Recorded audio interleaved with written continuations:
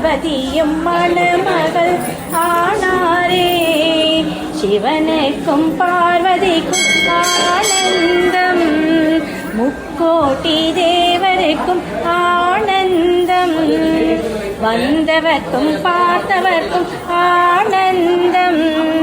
நாம் செய்த பூஜா பலனும் இன்றே பலித்ததம்மா, நாம் செய்த பூஜா பலனும் இன்றே பலித்ததம்மா. ஆனந்தம் ஆனந்தம் ஆனந்தமே, பரமானந்தம் ஆனந்தம் ஆனந்தமே. ஓம் நம சிவாய.